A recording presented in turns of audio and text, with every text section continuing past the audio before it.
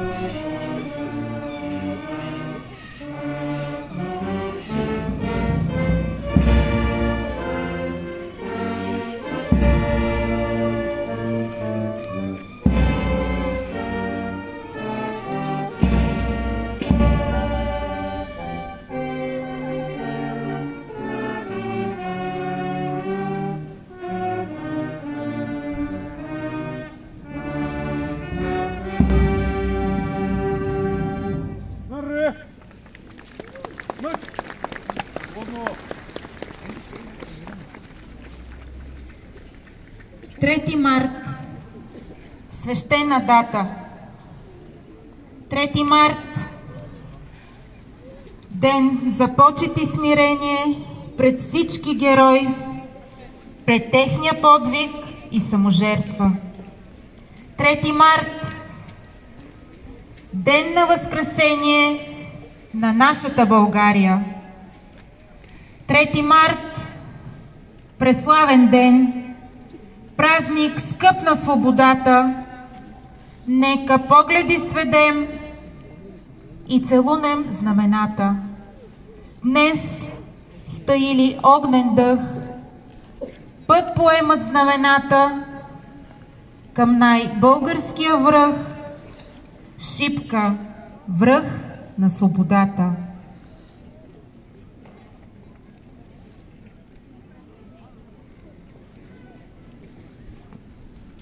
Нека носим и още срама по челото, синила от бича, следи от теглото.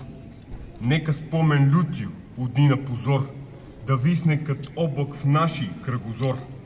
Нека ни отрича историята века, нека е трагично името ни, нека беласица стара и нови батак в миналото наше фърлят своя мрак. Нека да ни сочат с присмехи обидни, счупените окови и дирите стидни по врата ни още от хомота стар. Нека та свобода да ни бъде дар. Нека. Но ние знаем, че в нашето недавно свети нещо ново. Има нещо славно, що гордо разтупва нашите гърди и в нас чувства силни, големи плоди. Защото там не иде навръх планината, що небето синьо крепи с рамената, издига се някой див, чутовен връх. покрит с бели кости и с кървав мъх на безсмъртен подвиг. Паметник огромен. Защото в Балкана има един спомен, има едно име, що вечно живей и в нашата история като легенда грей. И едно име ново, голямо антично, като Термопили славно, безгранично, що отговор дава и смива срамът и на клетвата струшава зъбът. О, Шипка! 3 деня младите дружини как прохода бранят. Горските долини трепетно повтарят, на боя ревът. Пристъпи ужасни. 12 път гъсти орди лазят по урвата дива и тела я стелят, и кръв я залива. Бури подир бури, рояк след рояк. Сюлейман безумни сочи върха пак и вика: търчете, там са раите. И ордите тръгват с викове сърдити и Аллах грамовно въздуха разпра. Върхът отговаря с други вик: ура! И с нов дъжд куршуми, камъни и дървие. Дружините наши, оплискани с кърви, пушкат ти отблъскват, без сигнал, без ред. Всякой гледа само да бъде напред и гърди геройски на смърт да изложи. И един враг повече, мъртъв да положи. По шкалата екнат. Турците реват, насипи налитат и падат, и мрът. Идат като тигри, бягат като овци и пак се завръщат. Българи, орловци като лъвове тичат по страшни редут. Не сещат ни жега, ни жажда, ни труд. Штурмът е отчаян, отпорът е лют. 3 дни вече се бият, но помощ не иде. От никъде взорът надежда не види и братските орли не върчат към тях. Нищо. Те ще паднат, но честно, без страх. Качъпа спартанци под сганта на Ксеркса. Талазите идат. Всичките на Штрекса. Последният напън вече е настал. Тогава Столетов, наши генерал, ревна гороломно: млади опълченци, венчайте България с лаврови венци. На вашата сила царят повери прохода, войната и себе дори. При тези думи силни, дружините горди очакват геройски душманските орди, бесни и шумещи. О, геройски час! Вълните намират канари тогас, патроните липсват, но волите траят. Тикът се пречупва, гърдите остаят. И сладката радост до крак да измърт пред цяла вселена над този славен рът. С една смърт юнашка и с една победа. България цяла сега нази гледа, тоя връг висок е, тя ще ни съзре. Ако би бегали, да мрем по-добре. Няма вече оръжие, има хекетомба. Всяко дърво мече, всякой камък бомба, всяко нещо удар, всяка душа плам. Камъне и дърве изчезнаха там. Грабайте телата, някой си изкляска и трупове мъртви фръкнаха завчаска, кът демони черни над черни рояк, катурят, струпалят като живи пак. И турците тръпнат, друг път не видели в едно да се бият живи и умрели. И въздуха цепят с демонски вик. Боят се обръща на смърт и на щик. Героите наши като скали твърди желязото срещат, железни си гърди и фърлят се с песни свирепата сеч, като виждат харно, че умират вече. Но вълни по-нови от орди дивашки гълтат, потопяват орлака юнашки. И още миг ще падне заветният хълм. Изведнъж Радецки пристигна с гръм. И днес йожд Балкана, щом буря зафаща, спомня този бурен, шуми и препраща. Славата му дивна като някой ек, от урва на урва и от век на век.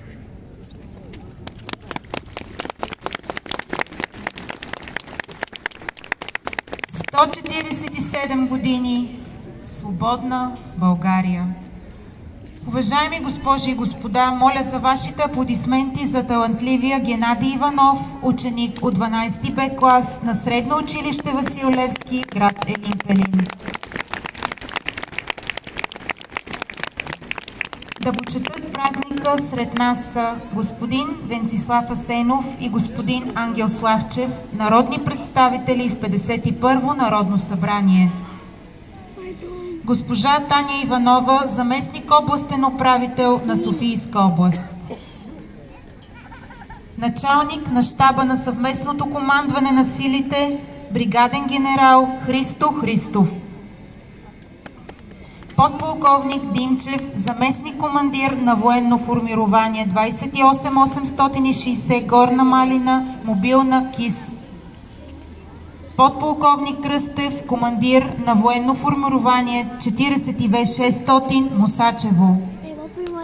Кметове и кметски наместници от община Елин Пелин, общински съветници, директори на образователни институции, читалищни дейци и ръководители на спортни и любителски клубове. Каня на сцената кмета на община Елин Пелин, господин Ивайло Симеонов, и председателя на Общински съвет Елин Пелин, господин Богомил Бранков, които ще ни поздравят за националния празник на Република България. Заповядайте.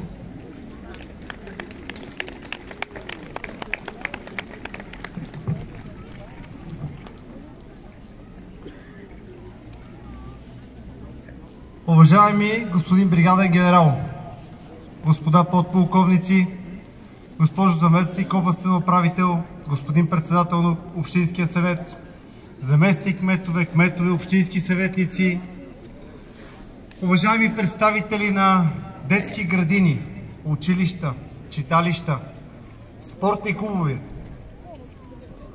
обични отци, почитаеми представители на Българската армия. Днес за 147 път календарът забавя своя ход, за да даде на всички нас време да помислим, стигнаха ли ни тези 147 години, да осмислим цената на свободата. Дадоха ли ни тези 147 години време да осмислим и нещо друго? Защо се стигна до този черен, робски отказ от нашата история? Да се замислим, че не сме минали още и 1/3 от тези почти 5 века, които угнетения български народ беше робски.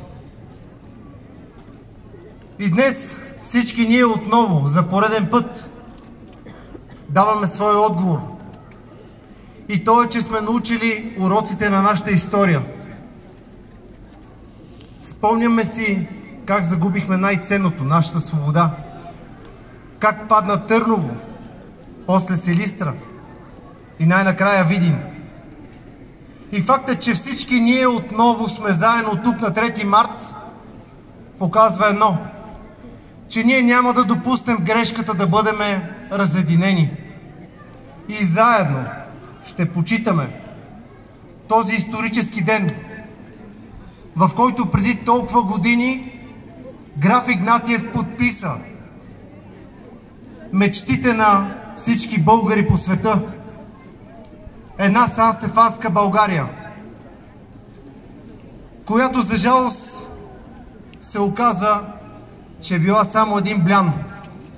Едва преди 10 години разбрахме, че това е един предварителен договор и че великите сили не са искали и никога няма да допуснат една силна България. Както тогава, така и сега, в днешни дни, великите сили не искат да има силна България. Но пак казвам, факта, че ние сме тук всяка година, факта, че нашите деца са образовани, умни, силни, показва, че ние ще отстоим и няма да позволим да бъдем разделени и отново поробени или по чуждо владичество. Затова моя призив към всички вас е: не дейте да се откъсват от майка България на тези празнични дни. Не дейте да избирате почивката близка Гърция или далечни екзотични държави, когато трябва да бъдем тук заедно. за да не опаднем под угрозата да бъдем отново поробени. Благодаря на всички вас, на малките, на средните, на големите, на възрастните, за това, че предаваме тези уроци и за това, че се събираме независимо от времето да почетиме нашия национален празник. Бог да пази България! Честит национален празник!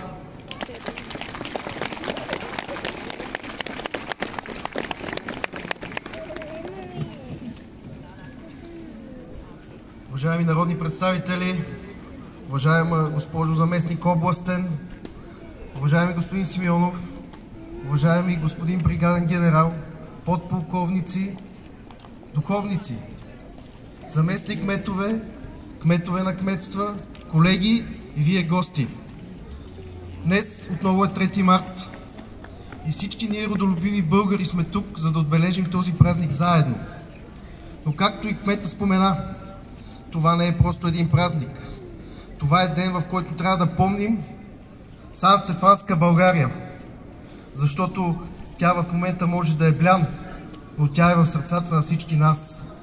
През 1878 година се подписва този договор, в който ние получаваме справедливите земи, които заслужаваме. Цялото българско землище. За съжаление, няколко месеца по-късно на Берлинския договор, в Берлин ние получаваме един звучен шамар. Там всички велики сили в съглашение наистина не допускат създаването на велика държава на Балканите, особено българска. Но след първия шок, ние, обединени и заедно, започваме да градиме планове да обединим българското землище. През следващите десетилетия неведнъж ще изумяваме света с нашата непоколебима вяра в това, че всичко, което си е наше, чуждото не щем. И в тези времена, в които живеем днес, ние трябва да пазиме този спомен. Тази велика Санстефанска България. В тези времена ние може да правим само едно.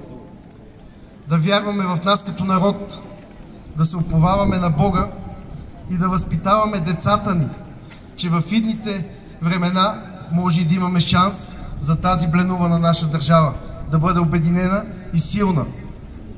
До тогава Бог да пази България. Благодаря ви за вниманието.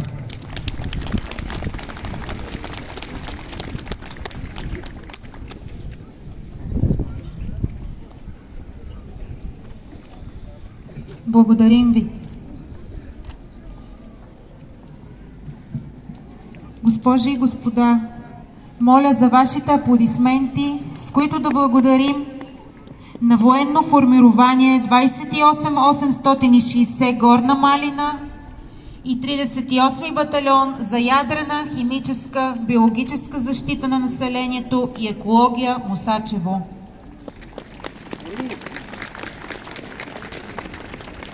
Да благодарим на представителен духов оркестър Стефан Стефанов при Народно читалище Светлина, 1975, село Гара Елин-Пелин, с диригент Владимир Кирилов.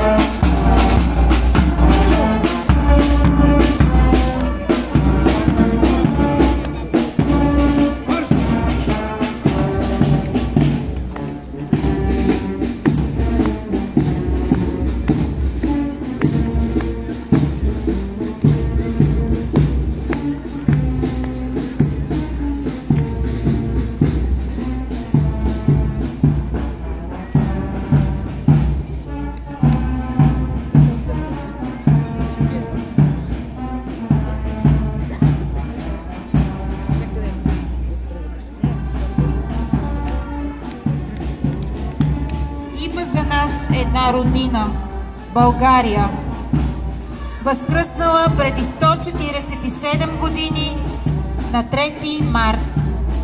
Ден паметен и безсмъртен. Ден, в който напира гордостта, че сме българи. Песните "Роден край", "Бащин край" и "Облаче бяло" ще чуем в изпълнение на вокална група Камбанки при Народно читалище Елин Пелин, 1896 град Елин Пелин, с ръководители Сашка Спасова и Стела Стоянова. Аплодисменти за вокална група Камбанки!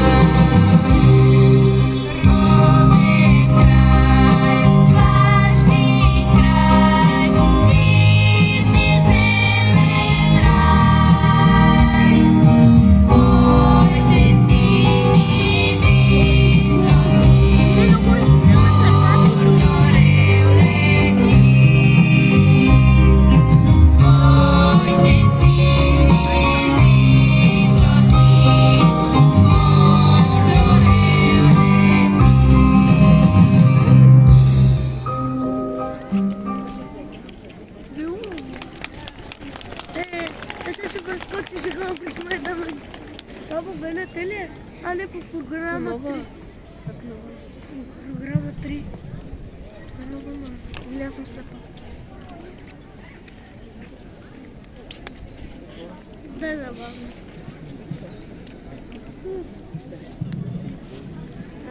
Тя нова е. Да. 4 от големи. А не да се весивате ли? Няма.